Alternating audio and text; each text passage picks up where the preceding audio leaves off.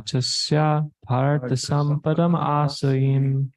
Arrogance, pride, anger, conceit, harshness, and ignorance.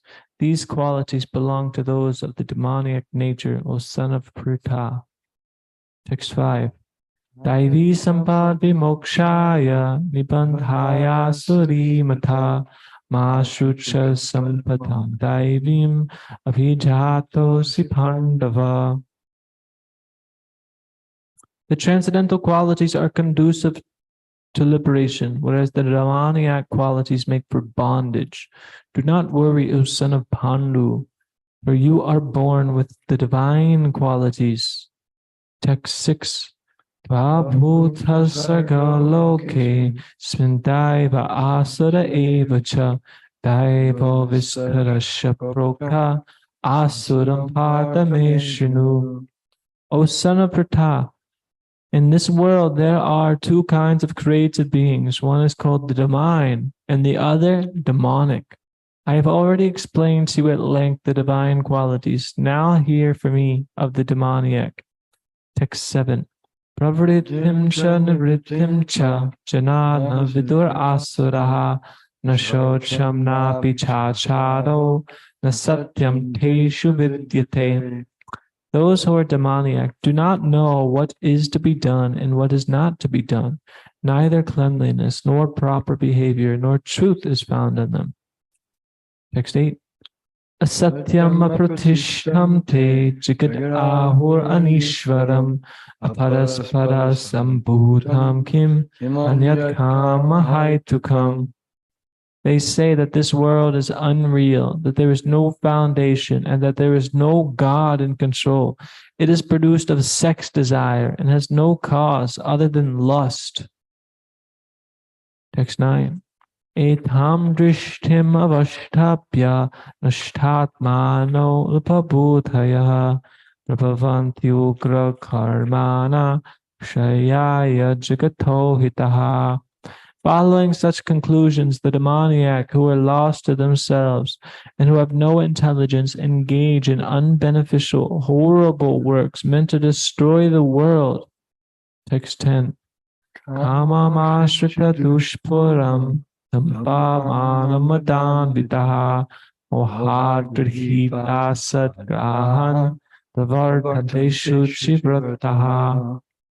The demoniac, taking shelter of insatiable lust, pride, and false prestige, and being thus illusioned, are always sworn to unclean work, attracted by the impermanent. Text 11 and 12. Chintama parimeyam cha rayantam upashritaha kamo papoga padama etavad iti nishtitaha. Asha pasha shatar badha kama krodha parayanaha ihante kama bhogartam anyayenartha sanchayan. They believe that to gratify the senses unto the end of life is the prime necessity of human civilization. Thus there is no end to their anxiety.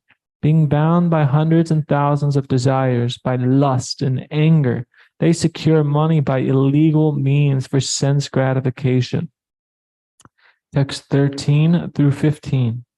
Idam madhyamaya labdam imam prapsye manoratham idam asthidam api me bhavishyati punardhanam asamaya hatha shachur anishye chaparanapi ishvaroham aham bhogi sithoham balavan sukhi Adyo bijanavan asmi ko nyosti sadrisho maya yakshe dasyami modishya ithya jnana vimohitaha. The demoniac person thinks, so much wealth do I have today, and I will gain more according to my schemes. So much is mine now, and it will increase in the future, more and more. He is my enemy, and I have killed him, and my other enemy will also be killed. I am the Lord of everything. I am the enjoyer. I am perfect, powerful, and happy. I am the richest man, surrounded by aristocratic relatives.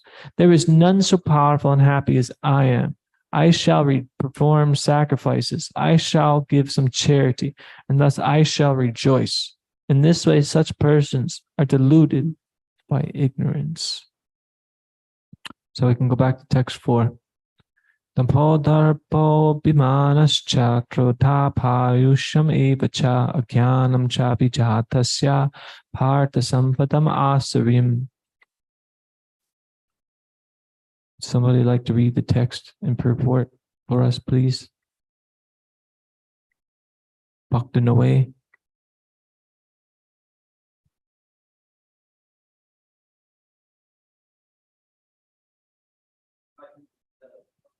The text and the purport, please.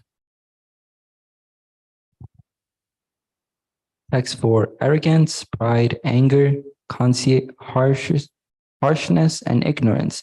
These qualities belong to those of demoniac nature, O son of Pirtha. Purport. In this verse, the royal road to hell is described. The demoniac want to make a show of religion and advancement in spiritual science. Although they do not follow the principles, they are always arrogant or proud in possessing some type of education or so much wealth. They desire to be worshipped by others and demand respectability, although they do not command respect. Over trifles, they become very angry and speak harshly, not gently. They do not know what should be done and what should not be done. They do everything whimsically, according to their own desire, and they do not recognize any authority. These demoniac qualities are taken on by them from the beginning of their bodies in the wombs of their mothers, and as they grow, they manifest all their inauspicious qualities. Arash, would you like to please make a comment? I was just thinking how nice this purport is that Srila Prabhupada wrote. It's so short, it's just one paragraph, but it sums up this whole chapter like very perfectly. You know, the demoniac mentality causes people to act in whatever whimsical way they want, whatever lusty way they want. One day they're doing this, the next day they're doing that. You know, whatever the new flavor of the day is that's going to bring them a sense gratification. And what did Prabhupada say? He said, they do not know what should be done and what should not be done. And I was thinking about this a little earlier today. You can look at this on so many scales. You know, one being ultimately, they don't know the point of life. They don't know that we're stuck in this samsara, this cycle of birth and death, of inevitable suffering, chasing the temporary pleasures of life. So then they're just acting fruitively for all sorts of different purposes, ultimately going from one body to the next body, like we were hearing about yesterday, being stuck in this banyan tree that Krishna was describing. But also, I mean, we can look at this on a much, much smaller scale. And has anybody here ever done something but they knew it wasn't good, but they just kind of did it anyway? Or maybe they thought it was good at first, and then a little bit later you realized, you know, this wasn't such a good idea. So this is all the demoniac mentality, which is, it's born of ignorance. And Krishna, he says here, arrogance, pride, anger, conceit, harshness, and ignorance. Ultimately, ignorance. This is what keeps us away from seeing the truth. This is the problem in life, because if one's not ignorant, then they would realize, I am a spirit soul. I'm an eternal servant of the Lord. Let me serve him. But due to our ignorance, we're stuck in this banyan tree that Lord Krishna was describing. So I'd like to hear more from Srila Prabhupada today so we can read the next text. Would somebody kindly like to read the text and purport? Yes, Jagannath Prabhu.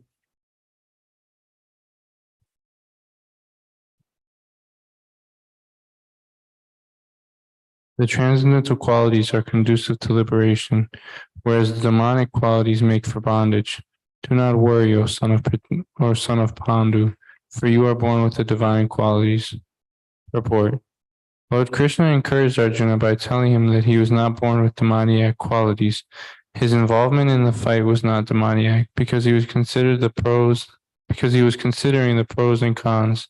He was considering whether respectable persons such as Bhishma and Drona should be killed or not. So he was not acting under the influence of anger, false prestige, or harshness. Therefore, he was not of the quality of the demons.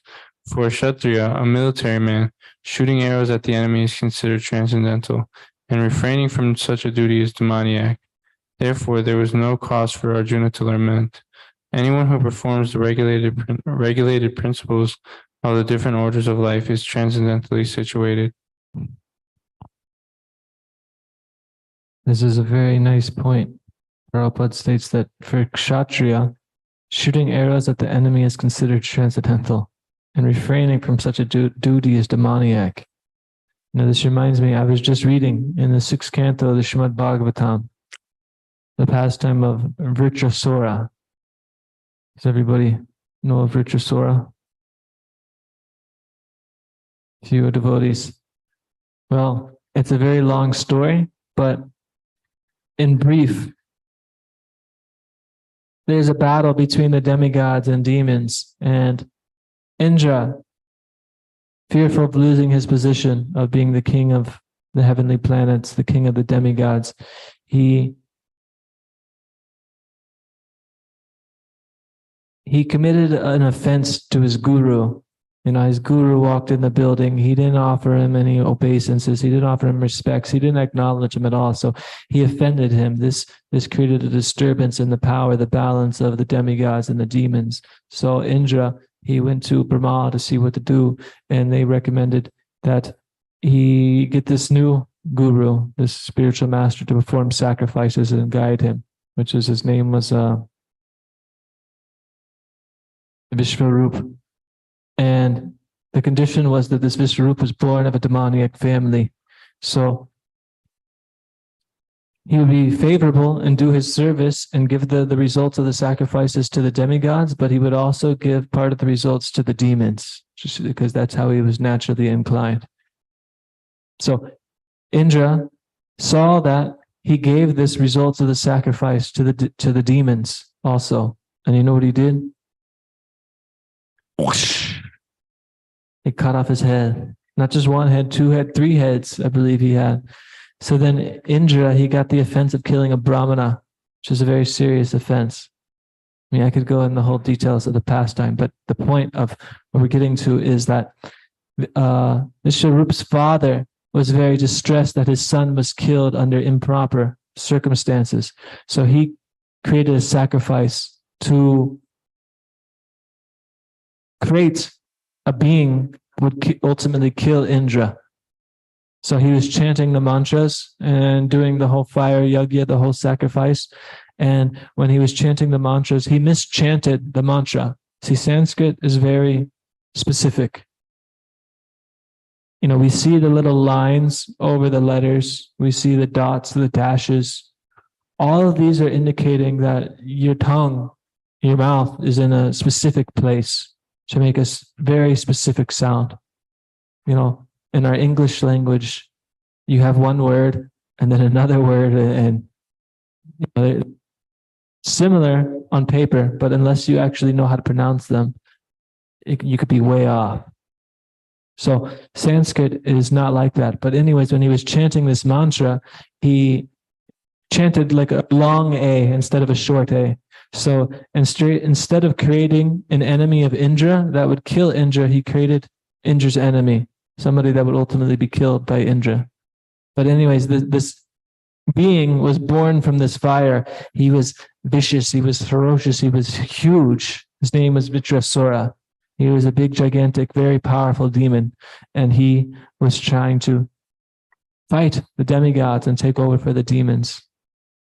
So he's going to fight, and when he's fighting Indra in battle, it's a long, very nice story, and I don't want to go into full details, but essentially, Vitrasura, he was convinced that if I fight and I win, then I'll take over the heavenly planets, I'll be the ruler, everything will be good. And if I lose, I'm fulfilling my dharma. Then I'll go back to Godhead, I'll do whatever I need to do. And it's a long story of how a demon could be in the position of being Krishna conscious and fighting in this way. But the point is that here, Prabhupada is making this point based on the Bhagavad-gita of how Arjuna is fighting this battle, and it's his duty to actually fight in the war as a kshatriya. And if one runs away from his duty, then that's actually demoniac, because it's being ignorant of one's position in life, his actual duty. So I just thought it was a nice comparison, because in the 6th canto, the discussion between Vritrasura and Indra on the battlefield goes a lot more in depth about the details of this condition of, fighting and fulfilling your dharma in that way and becoming transcendental by doing war, which it's funny, some people say the Bhagavad-gita is like a war book. It causes people to be violent. But it's quelling the violence in our heart of insatiable lust by providing us transcendental knowledge. And this way we can come to the transcendental position and see who we really are and ultimately give up these lesser dharmas. Okay, text 6. Would somebody like to read? Or if anybody has any questions or comments at any time or any points of discussion. Yeah, Magadari, Prabhu. I've been thinking about this point about doing your duty or following the regular principles of, to say exactly, regulated principles of the different orders of life is transcendently situated. So, I'm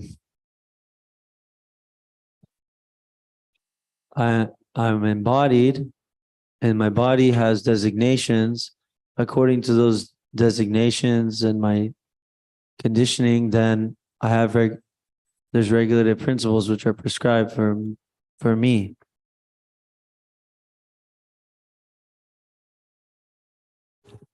If I'm not this body, but I'm actually eternal spirit soul or servant of the servant, then how is following specific rules mean that I'm transcendental? And I'm wondering also, isn't there a danger if I start to kind of identify too much with, like, say, is this talking about like brahmachari or grihastha or those types of things? So if I become really serious about following that dharma, won't that mean that I'm actually like being fanatical or something, or that I'm actually conditioned more? I know I went on too long. Oh, that's great. That's a great question. This is a great point. Yeah, I was going to ask, maybe Maharaj can help us with this. As long as one is not on the platform of pure devotional service, then he has to follow Varnashram. That's his guide. And if he follows Varnashram properly, Prabhupada's saying here, if he follows it correctly, then it becomes transcendental, Daivi Varnashram. But even if he's half engaged in devotional service and half not, then he has to follow Varnashram. Because that's mixed. It's karma yoga. Karma yoga means mixture of bhakti yoga and karma. So it means he still has some desires to fulfill in this material world. Now, if he's purely engaged in devotional service under the direction of a bona fide spiritual master, and the spiritual master gives him a service that seems to be different than his ashram or varna, that's all right. He can do it because now he's acting on the transcendental platform. Because he's assisting the spiritual master who brings him up to that platform. And as long as he continues to act in that way, then he's transcendental. Sometimes they say that Well, now he may be acting like they used to bring this up to Prabhupada. These devotees maybe from the West may be doing okay now that you're here, because you're here. But when you leave, or if you're not around, they'll probably fall down. And Prabhupada said that's surmisation. No, he said it's like food. If the food is fresh, now eat it, you get the benefit. You can sit and surmise, in 2 days, this food's going to be rotten. And to criticize the food, no, eat it now. You don't have to worry about what it's going to be in 2 days. So in other words, if someone's acting on the principle of pure devotional service, then he's getting the benefits of it. He's acting on that principle. You can surmise that he'll fall down in the future. Everyone can fall down. But if he's sincere and if he's following properly, then he won't fall down. Mam cha yoga vipacharena, bhakti yogina sevate, sugunan samatityayitam, prabhubhuyayakam. Then he's transcendently situated.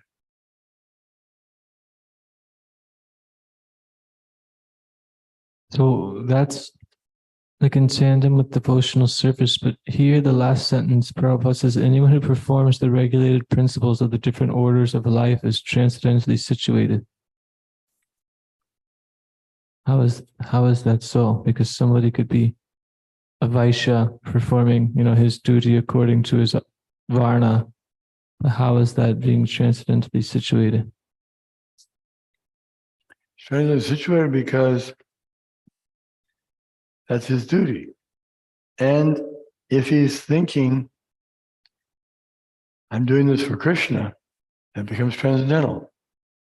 Anything that one does for Krishna, it's authorized, regulated. See, regulated means according to the rules and regulations of the Shastras. So he's following, but it's implied that he will also, in order for it to become transcendental, he'll have to accept a bona fide spiritual master. Look at Arjuna. Arjuna was trying his best to do his duty, his dharma, but he needed a spiritual master. It was too complicated for him to figure it out.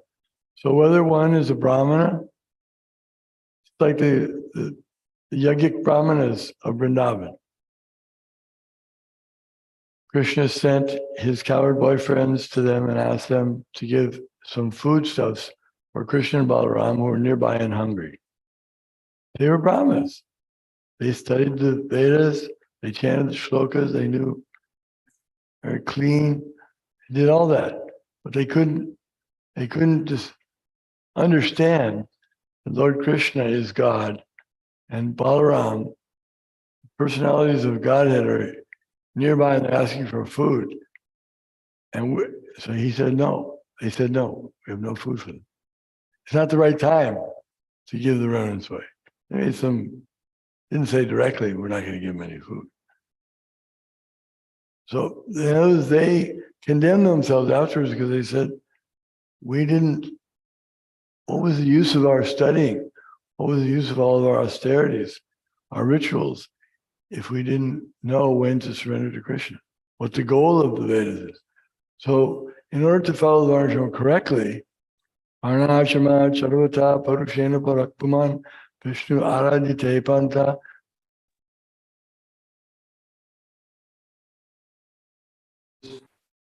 described by Ramananda Roy when asked by Lord Chaitanya to describe what is the highest principle. He started with that. Lord Chaitanya said, that's not the highest.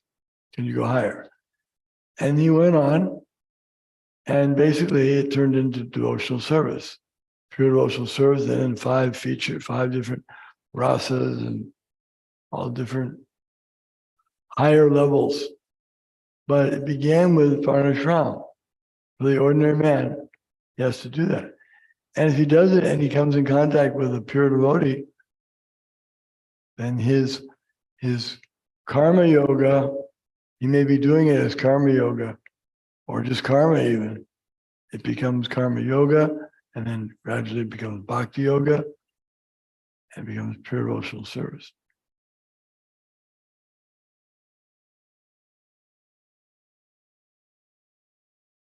One quick point about Ramananda Roy.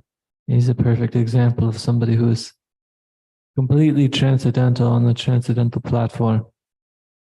But he was still, fulfilling his role, just being a householder. Doesn't mean that if somebody comes to the transcendental platform, then they're some Babaji, some renunciate. It doesn't always translate to that. It's all about the consciousness, about viewing everything in connection to Krishna and transforming your heart to fully loving Krishna. Okay, are there any other thoughts, comments? All right, would somebody like to read text 6?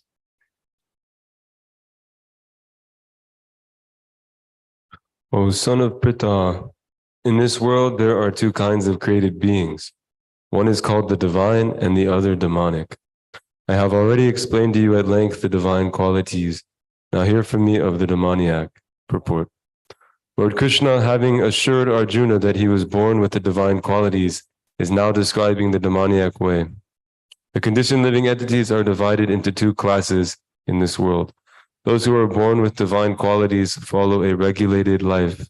That is to say, they abide by the injunctions in scriptures and by the authorities.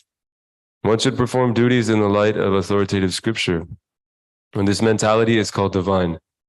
One who does not follow the regulative principles as they are laid down in the scriptures and who acts according to his whims is called demoniac or asuric.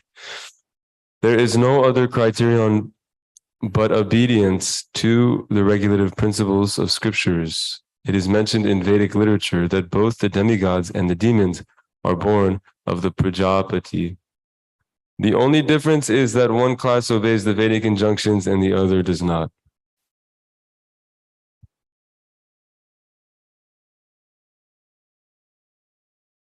Yeah, this is a point that Krishna mentions before, and then he builds up to it and mentions at the end of this chapter, which I was talking about yesterday, where the demoniac, they disregard all rules and injunctions in the scriptures, and they follow this mentality which Krishna is sharing with us, which the next couple texts really highlight.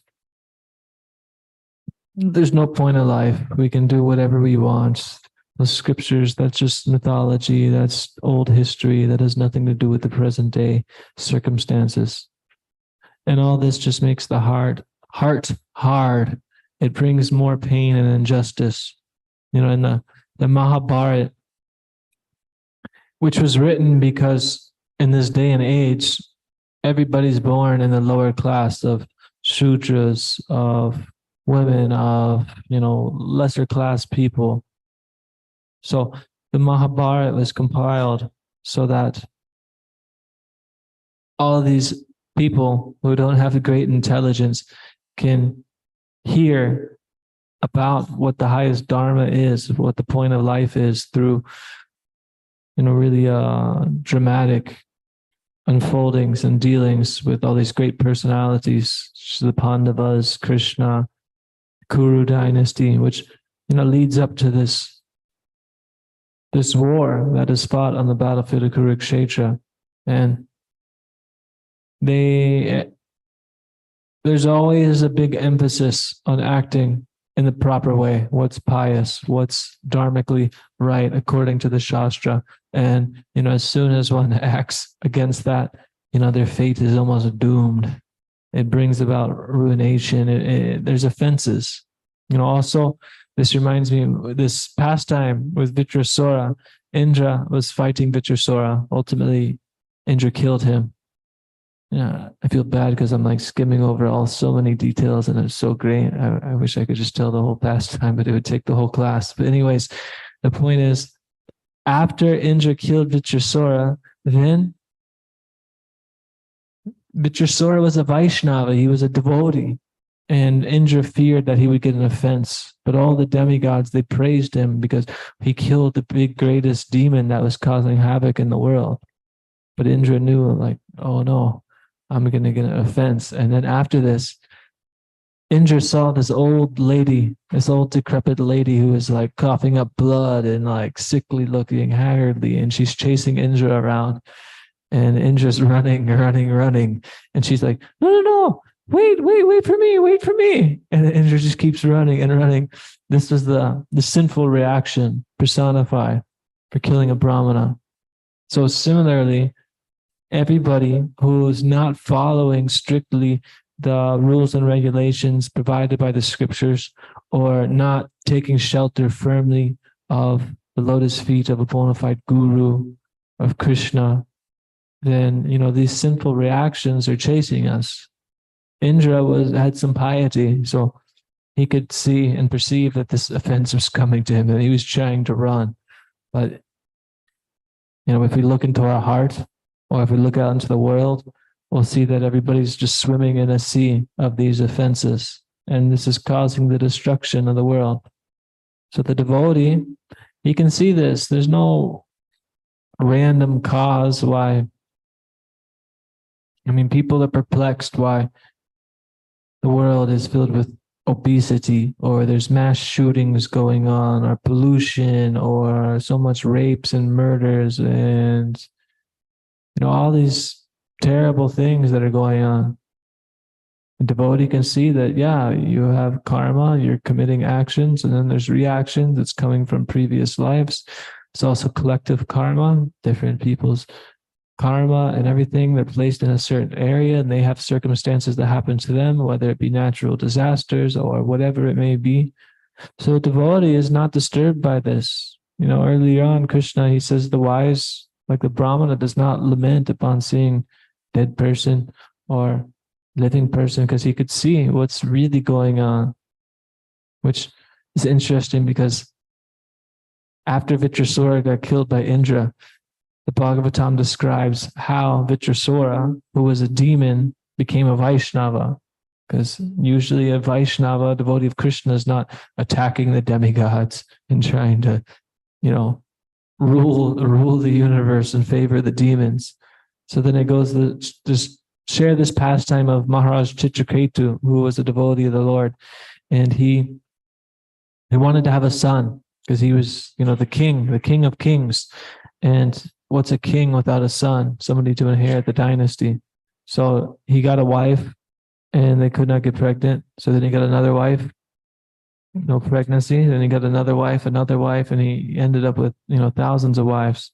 And it was his karma, it was his fate that he couldn't have a child. And then he met this sage, Angira Muni, Angira Rishi, and he begged him that he could bestow him the blessings to have a child. And ultimately, he performed a sacrifice, and there was remnants of the sacrifice, the prasad, is sweet rice. And he said, here, give this sweet rice to your wife, and she'll surely become pregnant. Some potent sweet rice. Anyways, she gets pregnant. She has a son. And, when Angira Rishi, he gave this benediction that he would have a son, he said, your son would be the source of great jubilation and great distress. The king was so happy. He said, oh, I'll have a son, what distress, he might be a rascal, but, I'll take it. I'll need a son. So then his wife has this son, and all his other wives become jealous, because this queen gets so much of his attention and affection, because she's the queen that actually provided him with a son. So then all of the other queens, his other wives, they become jealous. And you know what they do? They poison the child. They poison the child out of their jealousy, their enviousness, which is completely demoniac. And the reason why I'm telling this is because when the child was dead, the mother and the father, Maharaj Chitraketu, were wailing, they were whining, they were crying, they were in so much distress, they're rolling on the ground, like life just ceased, because something that he wanted so much, so important, and was stripped away. And then Narada Muni comes with Angira Rishi, and they begin speaking to Maharaj Chitraketu. Why are you lamenting over this body? The same body that you loved and had attraction to is still laying right here. Why are you in so much distress? He explained his whole situation. And then Narada Muni used his mystical powers, and he brought the living entity that was in that body back to the body. So the boy came back alive and was talking to the father. And then Narada basically asked him, okay, if you'd like, you could stay here and live your life, and live up as the prince in this kingdom. And this living entity who came back into this body said, no, why would I want to do that? I don't have any father. I don't have any mother. We just take birth in one family and we take birth in the next family and we get lost and we forget that, this is my family. This is my place. Better that I just continue on with my life, my karma, and, go towards Godhead. Otherwise, we're thinking, this is my family. This is my place. I belong to them. Bhagavatam elsewhere describes this family relationship. It's just like two twigs coming together in a river. There's a river and there's sticks and branches, dirt, leaves. They come together for some time and they go down the stream for some time, but then eventually, due to the course of time, they become split. This stick goes to this other pile, this log ends up on the ground, everything gets dissolved in different ways. So similarly, we're going through life and we get attached to our present circumstance, our present situation. This is my family. I'm from this part of this country. I speak this language. I have to act this way. This is my behavior. This isn't the case. The only case that we need to adhere to is hearing from the Shastra, following the Shastra, following the Acharyas, because they're showing us actually how to really act, which is beyond this illusion, this complete illusion, which we were describing yesterday, the banyan tree. Okay, I'll go to the next text unless anybody has any comments or questions. Yes, Jai Keshav Prabhu. Hare Krishna. I have a question. So devotees, they try to develop good qualities, and so just a comment or a question on that, or non-devotees. After hearing Prabhupada say, those who are not trying to practice devotional service have no good qualities. So sometimes it might appear that those who are not practicing do have good qualities. So how to understand that? I just read a shloka earlier today. It's from the 5th canto of the Bhagavatam that sums up this point exactly. I don't remember it per se. I can't find it right now, but I'll find it and I'll show it to you. But from what I remember and what I've heard in the past, yeah, people do have good qualities. We could see people have beauty, people have wealth, people have intelligence, people have these things, but it's all misdirected and misguided. It's all centered around the material world, which is, as we heard, as I was describing yesterday, as Krishna describes, it's just being fluxed by the modes of material nature. Prakrite kriyamanani gunai karmani sarvashaha vimutahatma hankara karta hamati manyate. It's just the modes of material nature. So whatever people are doing, it's not connected to eternity. It's not connected to reality. So then it's subject to change. So one day, now they have these good qualities, but what will they have tomorrow? And not tomorrow per se, but what I mean is the next life, the next life, the next life. The Shastras say one will go up to, the heavenly planets and enjoy there. And then back down to the lower planets, to hellish planets, back to animal species. So only the devotees actually have true good qualities because it's in line with the Lord. It's operating on the transcendental platform, which is reality. I mean, transcendental means it's transcendental to the mode of material nature. It's transcendental to time. It's whatever we do in service to Krishna is eternally there. Krishna never forgets this. Yes, Maharaj. And Krishna is the source of all goodness. So good qualities come from Krishna. They don't come from anywhere else. Therefore, if one is connecting with Krishna, then he's going to get purified, like the fire. If he's near the fire, he'll get warm, he'll get light, he'll get heat from the fire. If he goes away from the fire, won't get heat and light. Similarly, if he goes away from Krishna, then if he just engages in material activities, he's not a devotee, then he's in a very dangerous position because he won't be able to discriminate who to associate with, what to do, what not to do. Nivritim, pravritim cha, the demoniac, they don't know what is to be done, what is not to be done, what is cleanliness. They don't understand the importance of these things. And we see that some so-called good persons, they may find themselves in a position where they have to vote for some particular cause, or they're kind of obliged to give some support to some cause, but it may be a very, very demoniac thing, but still, because they don't have that connection, they're not considering themselves devotee of God. Now, it doesn't have to be only one particular form. They may be devotees of God on some level, and then they can exhibit some good qualities to some extent, to the degree that their faith in God and they're serving God.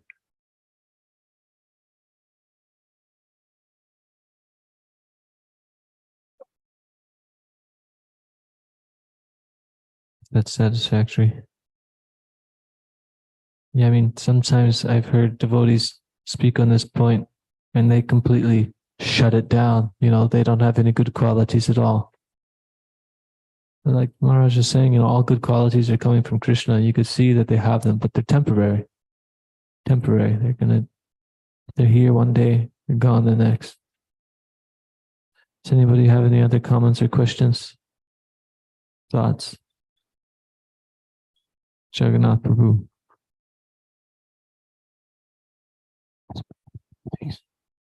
So I was wondering this because I was kind of having a difficult time today. But so like, what is this suffering that we go through? This anxiety, this not knowing what to do. What is that exactly? I don't really understand it. Suffering how? Anxiety how? Anxiety, like, tunnel vision, something like that. Not knowing what to do when very basic, simple things, very basic, simple things. Are you talking about not knowing what to do, where like I'm given a task and I don't know how to do it, or not knowing what to do of like I don't know what to do with my day? Like given a task and don't know how to do it. Well, everybody's trained in everything that they do. Prabhupada, he always makes the point that, we're trained up. It's like when you go to the spiritual world, before you go to the spiritual world, you've heard you enter into a place where Krishna appears in this material world to enact his pastimes. So you can get trained up how to act in whatever rasa that is suitable for your nature. So whatever we do, we get trained up in. And I mean, this happens materially or spiritually. But, due to what we were just talking about, this demonic nature, this pride and arrogance can, really block that. But, some of us have different skills. We have different natures. Some of us are really good at technology or computers. So then, like, if I have a problem with that, I could waste 5 hours and try to figure it out. Or I could just call this one devotee and he's like, oh, all you got to do is go like this, go like that. Done. So one of us have different tendencies and skills and intelligence. So we can always take shelter of the devotees and learn. But, ultimately, failure is the pillar of success. If we're too afraid to do something, then, how will we ever do it? We need to just kind of do it, and then you learn. And that's to say if there's not somebody who's like their experience that's done it before to show you, because that's first class. That's our system of Guru Parampara. You know, there's somebody who's been there, done it. Why waste your time when you can ask somebody and they can enlighten you of how to utilize your time correctly? But, you know, if I give you a task, oh, Prabhu, you know, I need you to cut the grass. Like, I don't have time. I got to go. Yeah, I mean, you can go figure it out. And if not, you ask devotees, or, I mean, you can even go on Google, use whatever resources that we have for the service of Krishna. I hope that's helpful. Okay, Srimad Bhagavad-gita ki jai, Srila Prabhupada ki jai, Shri Shri Gauranatai ki jai.